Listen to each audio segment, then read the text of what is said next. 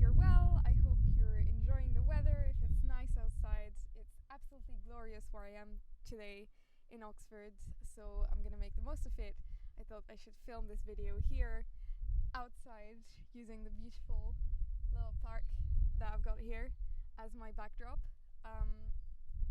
And yeah, just let you know a little bit what's been going on in my life lately, professionally with piano. This is gonna be a little bit of a vlog kind of video. I haven't done too many of those, even though I really wanted to, for various reasons. I don't know about you guys, but it seems like there's just never the right time. Like sometimes I really want to film something and I'm like, I don't feel like I'm dressed well enough, or like the phone runs out of battery. I cannot tell you the number of times that I wanted to film like a tutorial or something and I started and then my phone ran out of battery or of memory, and it's just like the most frustrating thing ever. So it's a process, but I'm glad you're patient enough to stick with this. And hopefully I can get better at posting and delivering high quality content for you guys around piano, around practice. But lately it's been quite busy for me, just balancing competitions and prospective applications to concert series, orchestras for concertos and so on.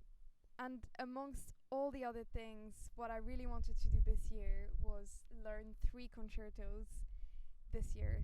So I thought, because originally I was supposed to play Mozart 20 with an orchestra in Jordan, and due to the situation in the Middle East it got postponed. This was supposed to be in March. And now I'm very happy to say that there's a new date for the concert. It's supposed to be in November the 6th, I think, which is great. So I'm really looking forward to that and visiting Jordan for the first time. So I already had to learn this concerto, right? So Mozart 20, which is the concerto in D minor. It's one of 2 concertos in the minor key that he wrote. So I learned that over the Christmas period, like December, and I was practicing it every day up until I got the news that it was going to be postponed. So I got it to quite a high level, and I thought, I learned this piece in about 4 weeks. I could kind of play it by memory. I wonder if I could keep this kind of rhythm up and try my hand at learning more concertos. Because something that I've realized also recently is that although I love playing recitals, what really sets me on fire is playing concertos.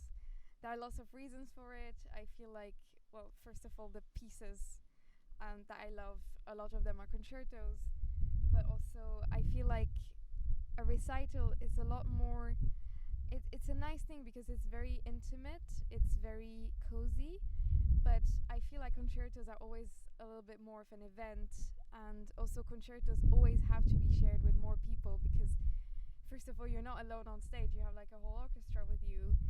And I know some people find that very intimidating, but actually I find that quite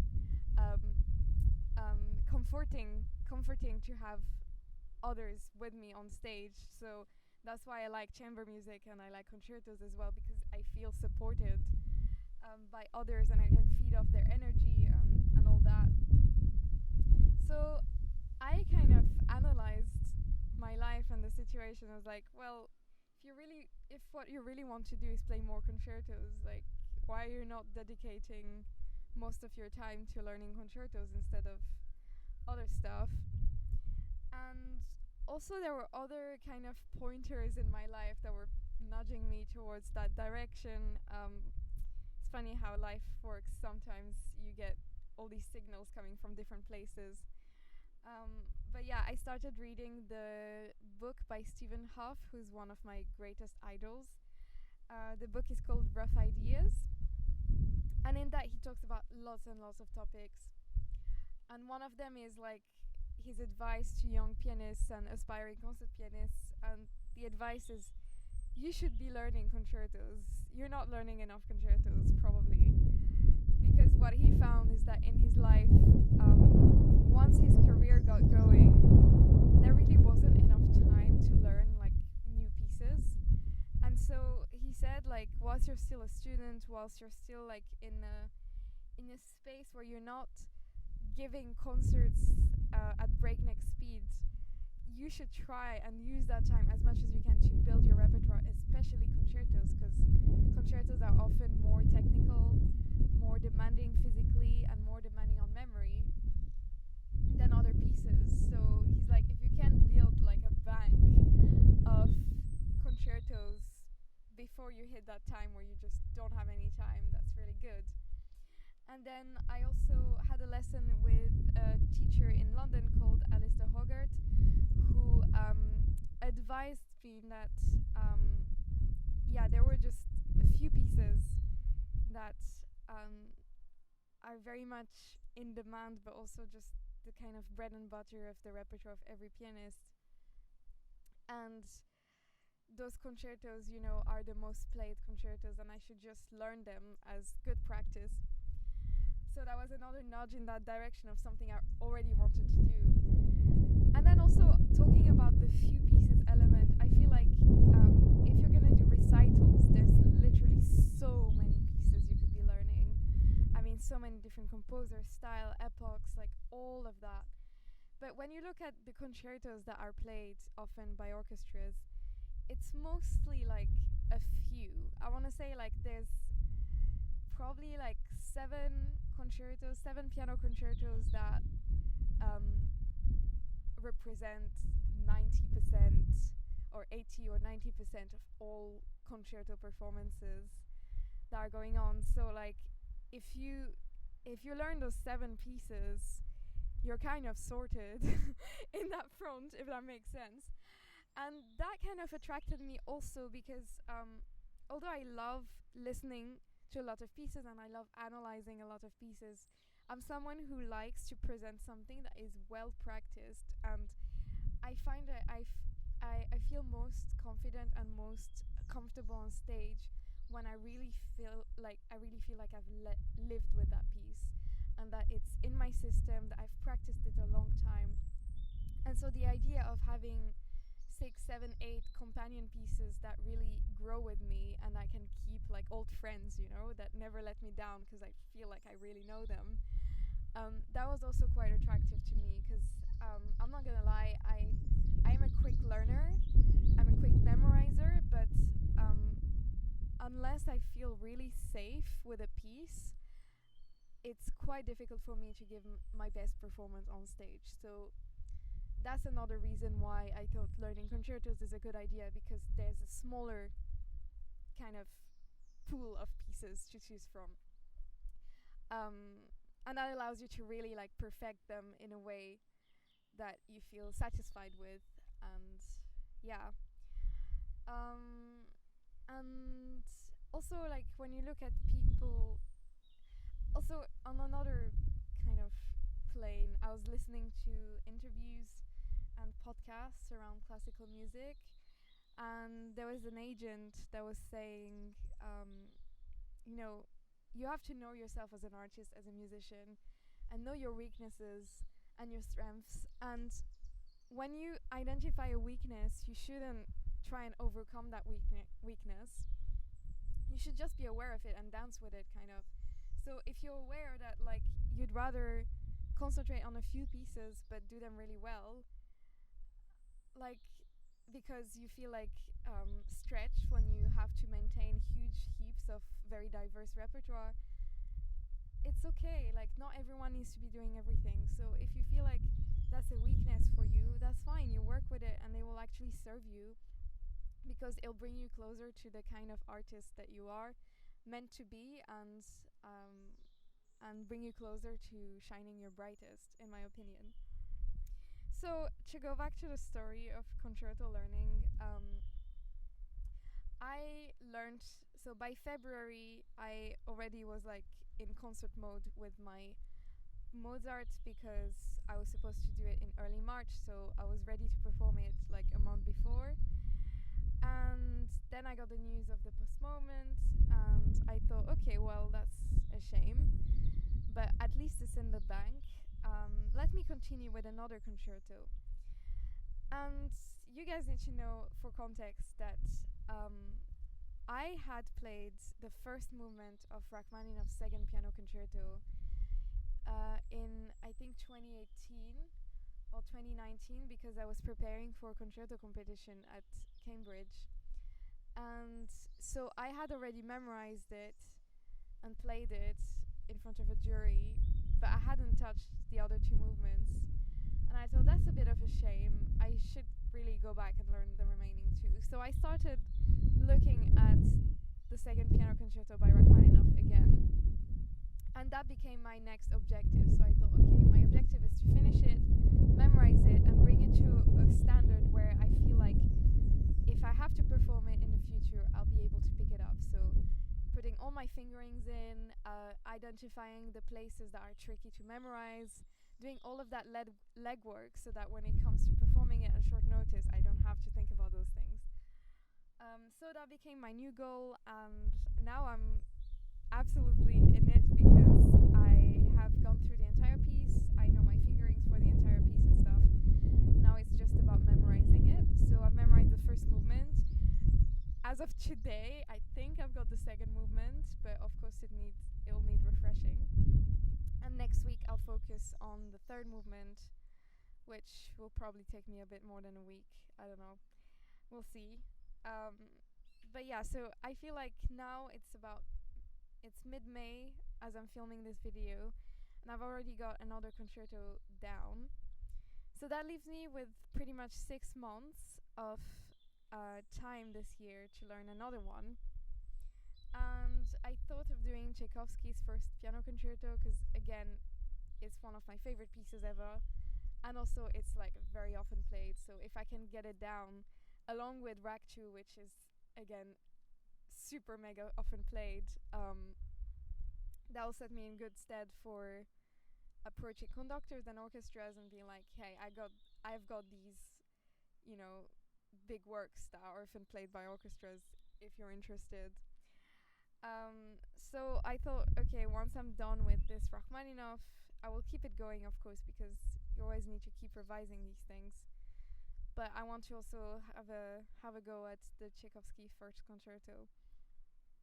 And I have to say, I really enjoy the experience of learning a concerto because it really feels like a tick off your list. Like once you, even one movement feels like a massive achievement.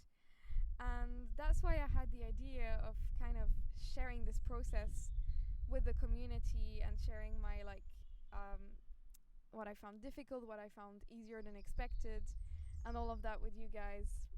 And again, I must apologize because, as I said earlier, honestly, there have been so many occasions where I've filmed on my phone and then it ran out of memory and stuff. So like there were so many times where I wanted to like film something and post it, but it just didn't happen. So hopefully we can do that in a more sustained manner. But I'd really like to do this together with you because it's always fun to do these challenges as a community and to share our experiences together. So this is why I would like to launch today the 20-week concerto challenge.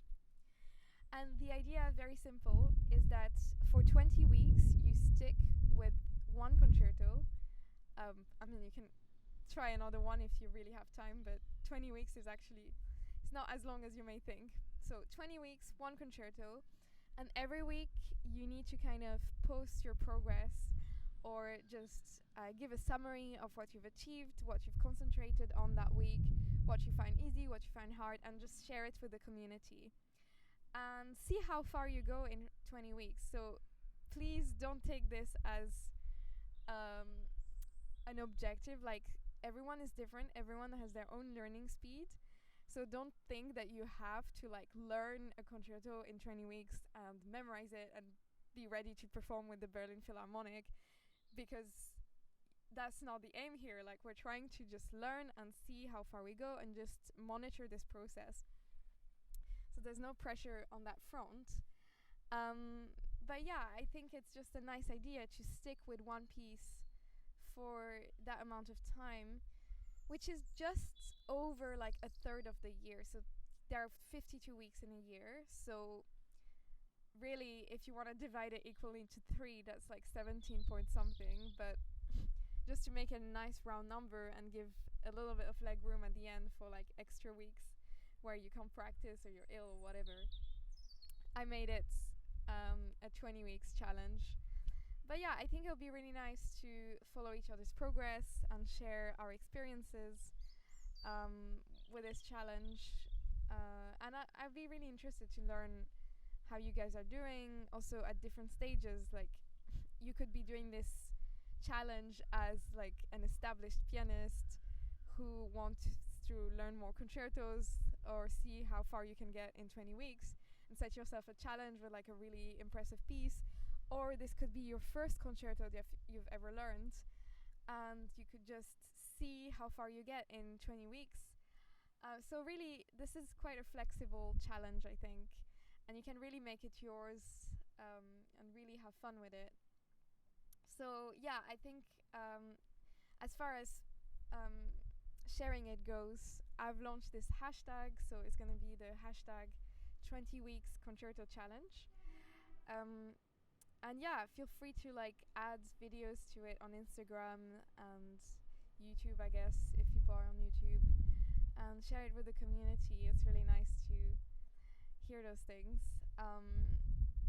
Yeah, just so aside from this concerto challenge, I can tell you a little bit about what I've been doing. So after I heard about the cancellation or the postponement of the Mozart, I switched my attention to the next thing I had, which was the Royal Overseas League competition, which was in February.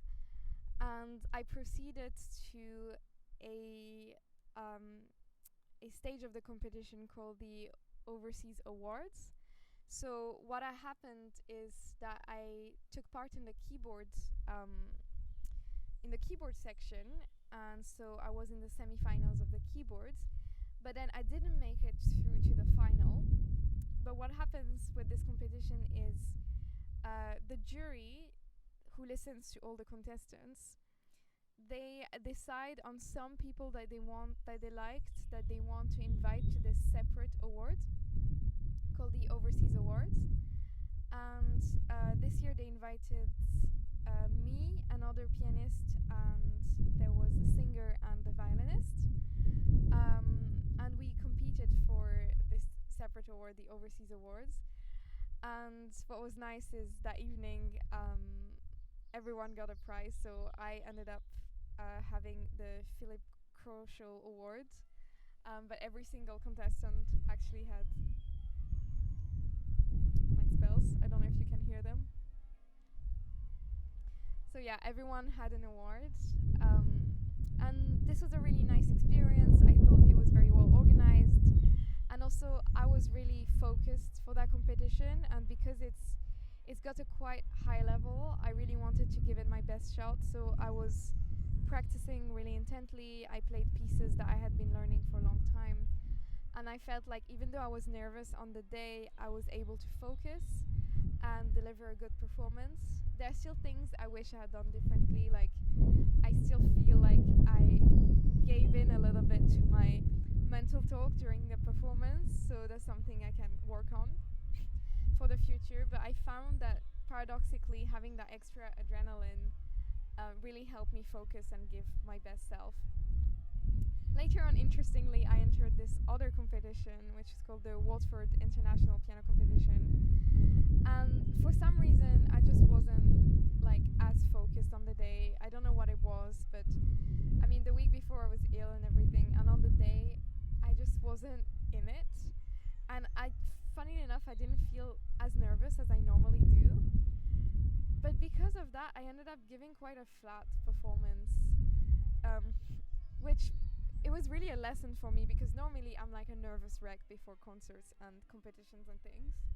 But the fact that I wasn't nervous, I thought would be a good thing and would help with my performance. But actually, I felt like I wasn't switched on enough to give my best. And that was interesting, because for me, I always approach nerves as a bad thing. But to have this insight that actually nerves can help you sometimes give your best was something that I really needed to learn.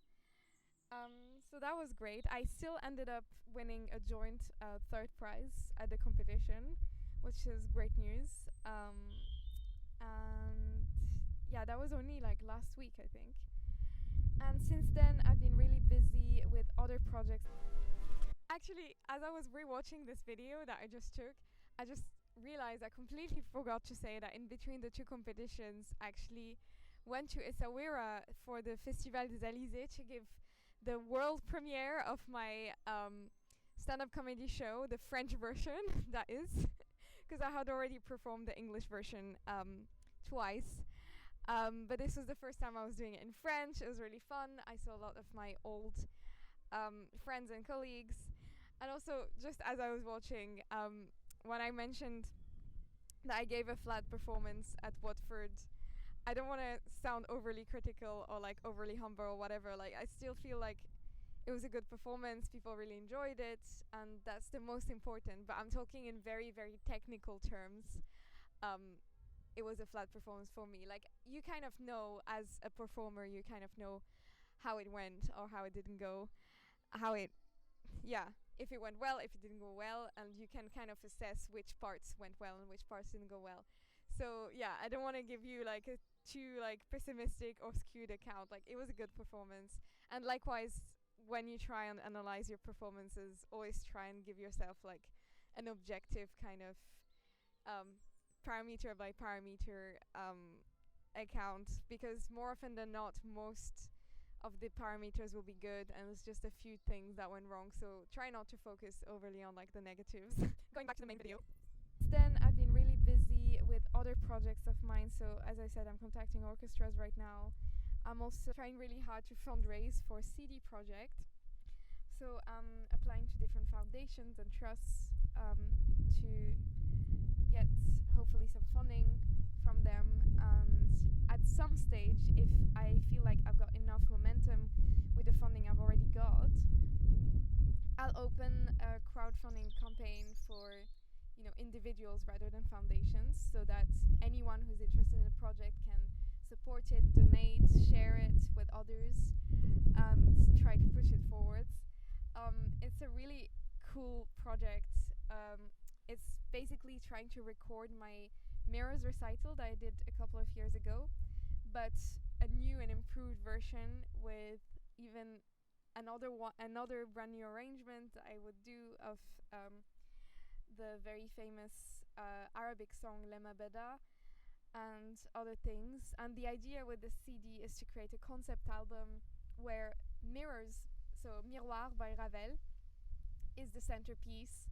It creates like the main atmosphere of the CD, but I want to kind of supplement it with other things that I feel are within the same atmosphere of like mystery, wonder, travel, and psychological like depths, and just create a really nice story that takes you from the beginning of the CD, which is like in Eastern Central Europe, all the way through church music, Sylvian scenes, so that's like forest scenes and stuff, and takes you on a journey on the sea with Une barque sur l'océan, and then like you visit magical areas and things, and then it takes you to Spain with Spanish music and Spanish inspired music, and then you return to a very spiritual place with like folk music. I want to finish the CD with the arrangement of the traditional Arabic song Lema Beda, and also the Ravel arrangement of Kaddish, which is like a Hebrew Jewish song, which is really, really beautiful and haunting and really spiritual. So it's a nice project where you start kind of with the miroir, and then you end up with another Ravel piece. So it's kind of full circle. You start with the very spiritual place, then you go to the very material, very natural space, and then you go back to a very spiritual place. And I want to make it a really beautiful physical object as well, with illustrations from an artist that I've found online, an award-winning artist who specializes in CD covers, and I found his work absolutely stunning.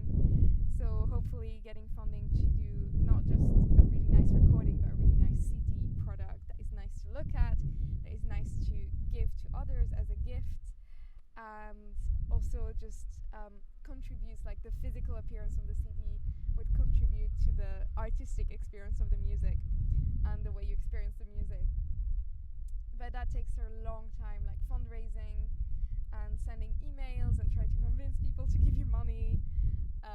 That takes a lot of time and energy. So that's why, along with my teaching, I find it quite difficult to practice more than 3 hours a day at the moment. But you know, it's a process, and I feel lucky I can still practice 3 hours a day most days.